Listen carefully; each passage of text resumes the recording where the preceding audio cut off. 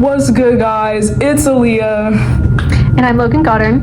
And this is Lunchbox Literacy, where we unpack literacy books. So what food do you think Mama is? Cornbread.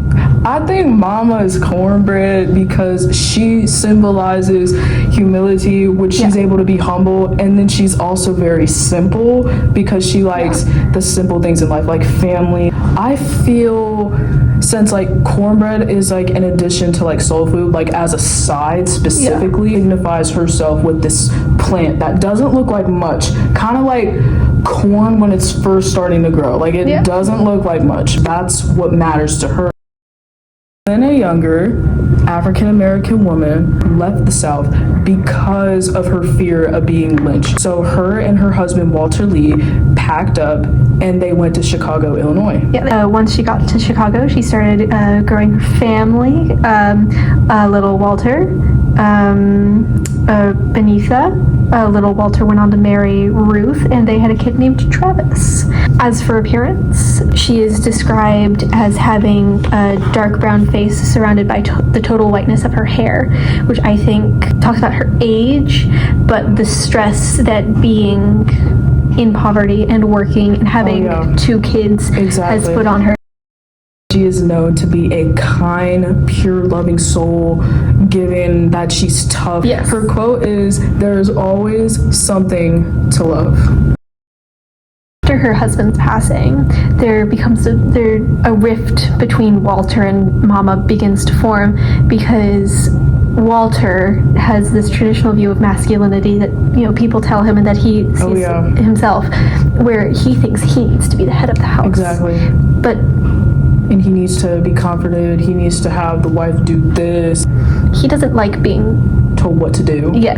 This rift gets worse when the insurance money becomes a problem, when they now have to use this insurance money for something, and they start fighting over what it should be used for. Okay, so alongside to that, Walter Lee wanted to pursue in the liquor store. That's just what he wanted to spend like a good portion of his time doing, something that he enjoyed with the money that he thought he was supposed to get. And Walter Lee's wife, Ruth, this is where she comes in. She does not really get on board with that idea. She's trying to stay in the middle, but she can't because she knows that that money doesn't strictly belong to him like he said it did. He is the man of the household, and I can see why he needs that money to forward his household like in his own way because he wants to be the leader.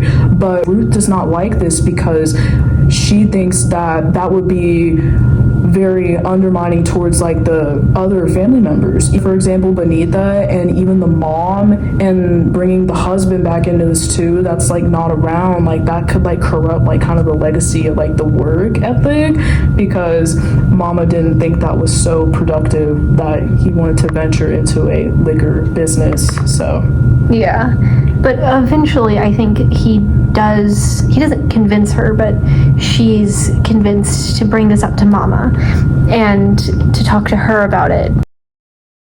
With family, that was so crucial to her. She felt like that her family was the number one top priority before anything. With Walter, he didn't feel loved because he was not able to do what he wanted to do to lead the household, and he thought he would be second towards her. That was a very sad thing to see. Walter just feels so misunderstood, and at the same time I can see why Mama thought it was ridiculous, his idea, and also how he thinks that that business is going to lead him to be the man of the household. He didn't quite understand that.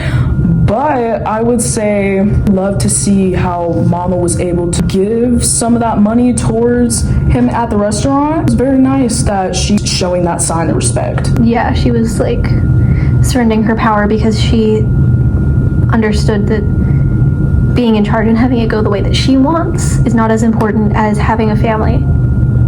And she could easily see that she might lose Walter over this, and she just doesn't want to do that right after losing her husband. This is where Mama says, like, I ain't never stopped trusting you, like I ain't never stopped loving you. So that concludes the episode of Lunchbox Literacy.